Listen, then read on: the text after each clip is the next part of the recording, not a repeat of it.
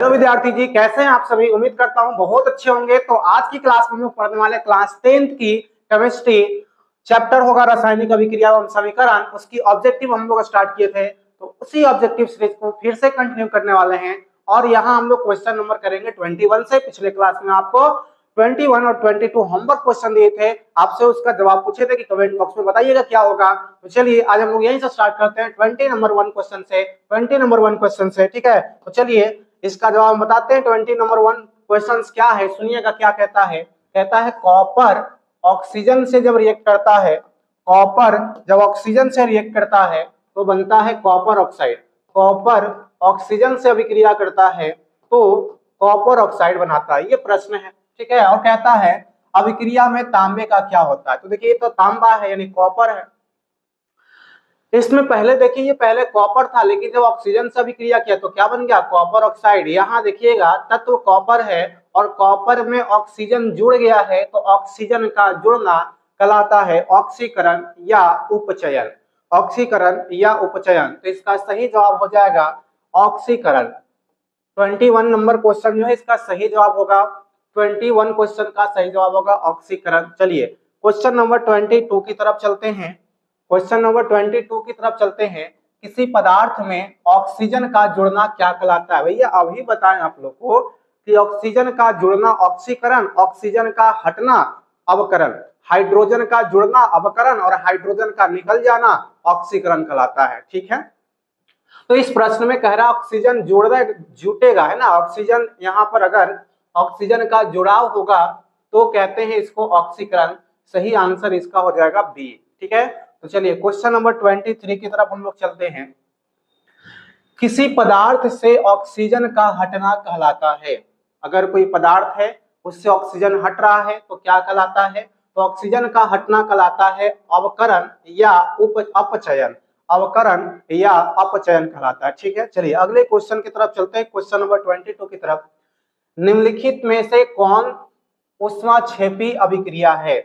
ऊष्माक्षेपी अभिक्रिया बताना है। तो देखिए जो श्वसन होता है उसको ऊष्माक्षेपी, जब हम लोग सांस लेते हैं तो ऊष्मा बाहर निकलती है, उस श्वास लेते समय ऊष्मा क्या होती है, बाहर निकलती है, ठीक है। तो ये सारे क्वेश्चंस आपको अच्छे से याद कर लेना है, कॉपी में इसको लिख लेना है। सारे क्वेश्चंस होगा बोर्ड के एग्जाम के पॉइंट ऑफ व्यू से बहुत इंपॉर्टेंट है। और आपको इतना तो है ना, इतना तो विश्वास दिलाएंगे कि हम लोग जितना भी क्वेश्चंस कराएंगे। देखिए क्या होता है, क्लास 10 का जो होता है वो सिलेबस फिक्स होता है, आपको जो बुक में पढ़ना है उसी से आता है, ठीक है। हमने क्या किया है कि इस चैप्टर का जितना भी क्वेश्चन पॉसिबल हो सकता है मैक्सिमम क्वेश्चन को इसमें क्या किया है, इंक्लूड किया। बहुत सारे आपको 100 के आसपास क्वेश्चन बताएंगे इस चैप्टर से। और वो जो क्वेश्चंस होंगे वो सारे इंपॉर्टेंट क्वेश्चंस है। मैंने इस तरह से डिजाइन किया कि जो भी एग्जाम में आते हैं उसके आधार पर हमने डिजाइन किया है। तो ऐसा पॉसिबल नहीं, जैसे कंपटीशन का कुछ एग्जाम है ना कि कोई इसका सिलेबस, जैसे कंपटीशन का भी तो सिलेबस फिक्स होता है, लेकिन कई बार नहीं भी होता है ना, कुछ भी पूछा जा सकता है। लेकिन 10th का 12th का अगर बोर्ड का एग्जाम होता है तो उसमें सिलेबस फिक्स होता है आपका, ठीक है। इतना ही में से आएगा, उतना ही पढ़ना है, उसी में से आपको क्वेश्चन आते हैं। हमने क्या किया कि इस चैप्टर का जो है, चैप्टर से 100 क्वेश्चन हमने निकाला है, 10-10 क्वेश्चन हर सीरीज में आपको हम बताएंगे। और इतना विश्वास कीजिए कि इसी में से आपको प्रश्न आएंगे, इससे एक्स्ट्रा कुछ भी आएगा नहीं, क्योंकि जब प्रश्न देगा तो कहां से देगा सर, है ना। जितने भी ऑब्जेक्टिव पॉसिबल है वो सारे आपको बता ही देंगे, तो उसी में से आना है संभव है सर। चलिए तो हम लोग अगले क्वेश्चन की तरफ चलते हैं। क्वेश्चन नंबर आपका होगा 25। क्या कहता है, निम्न में से कौन ऊष्माशोषी अभिक्रिया है। ऊष्माशोषी अभिक्रिया का मतलब जो ऊष्मा ग्रहण करेगा उसके बाद वो अभिक्रिया होगा। तो देखिए श्वसन में क्या होता है, इसमें तो हम लोग श्वसन जो ऐसी क्रिया है जिसमें क्या होता है कि ऊष्मा निकलती है।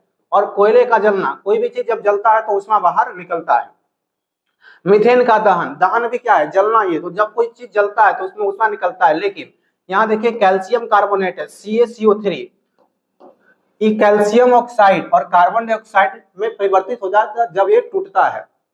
तो जब हम इसको हीट करते हैं, गर्म करेंगे, जब इसको उष्मा देंगे तब जाकर के कैल्शियम ऑक्साइड में और कार्बन डाइऑक्साइड में ये टूटता है। तो पहले ये क्या करता है भाई, तो पहले ये क्या करता है, उष्मा ग्रहण करता है, ठीक है। पहले ये उष्मा ग्रहण करेगा तब जाकर के ये टूटता है, ठीक है।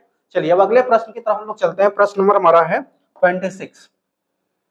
क्या प्रश्न कहता है, भोजन का पाचन किस प्रकार की अभिक्रिया है। भोजन का पचना किस प्रकार की अभिक्रिया है, ठीक है। तो भोजन का पचना किस प्रकार की अभिक्रिया है, ऊष्माक्षेपी अभिक्रिया, संयोजन अभिक्रिया, विस्थापन अभिक्रिया, द्विविस्थापन अभिक्रिया। तो देखिए भोजन जब पचता है तो उस पचने में क्या होता है कि ऊष्मा बाहर निकलता है, तो इसे हम लोग कहते हैं ऊष्माक्षेपी अभिक्रिया। जो भोजन का पचना है वो होता है ऊष्माक्षेपी अभिक्रिया, ठीक है, ऊष्माक्षेपी अभिक्रिया होता है। चलिए अगले प्रश्न की तरफ चलते हैं। रासायनिक अभिक्रिया में अवक्षेप बनने का अर्थ है, अगर मान लीजिए कोई रासायनिक अभिक्रिया हुआ उसमें अवक्षेप बना, तो अवक्षेप बनने का मतलब होता है कि कोई ऐसा पदार्थ बनता है जो ठोस अवस्था में होता है, जो विलयन में घुलता नहीं है।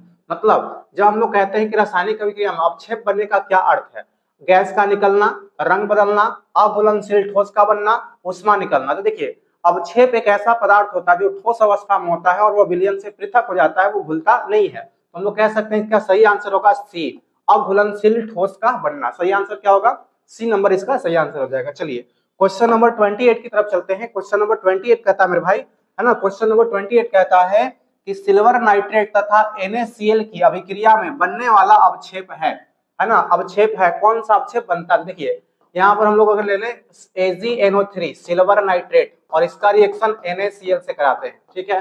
तो यहाँ पर अब यहाँ देखिएगा AgCl NaNO3, तो यहाँ पर Ag प्लस में टूटेगा, NO3 माइनस में, इसको तोड़िएगा तो Na प्लस और Cl माइनस में। अब क्या होगा, प्लस वाला माइनस के साथ और माइनस वाला प्लस के साथ, तो बनेगा AgCl प्लस NaNO3, ये NaNO3। तो इसमें देखिए यहाँ से अवक्षेप क्या होता है, तो सिल्वर क्लोराइड का जो होता है ये अवक्षेप यानी पीपीटी बनता है। जो AgCl होता है सिल्वर क्लोराइड, इसका क्या बनता है सर, अवक्षेप बनता है। सिल्वर क्लोराइड का क्या बनता है, अवक्षेप बनता है, ठीक है। तो इसमें AgCl का एक, ठीक है, अवक्षेप बनता है सर, ठीक है। चलिए अगला प्रश्न की तरफ चलते हैं। प्रश्न नंबर आपका है 29, प्रश्न नंबर 29। चांदी क्लोराइड AgCl का रंग होता है। तो देखिए चांदी क्लोराइड है AgCl का, सफेद अवक्षेप बनता है इसका अवक्षेप कैसा होता है, सफेद होता है। तो ये आपका कह सकते हैं इसका कलर होता है सफेद होता है। कैसा होता है, सफेद होता है कलर। चलिए क्वेश्चन नंबर 30 की तरफ चलते हैं। कहता है निम्नलिखित में से कौन द्विविस्थापन अभिक्रिया का उदाहरण है। निम्नलिखित में से कौन द्विविस्थापन का अभिक्रिया का उदाहरण है। द्विविस्थापन अभिक्रिया का उदाहरण आपको बताना है। तो देखिए द्विविस्थापन का मतलब होता है आयन में एक्सचेंज होना, आयन का अदला बदली होना। मतलब यहाँ पर अगर AB है और इसका रिएक्शन CD से करेंगे तो आपका जो कंपाउंड बनेगा वो AC के साथ चला जाएगा और BD के साथ चला जाएगा, यानी यहाँ पर बन जाएगा AC प्लस BD। इस तरह से आयन का क्या हो जाता है, एक्सचेंज हो जाता है। ठीक इस प्रकार से आपको देखना है कि कौन सा द्विविस्थापन अभिक्रिया है। तो इसमें एक जो सिंगल होगा वो कभी भी आपको नहीं होगा, ठीक है।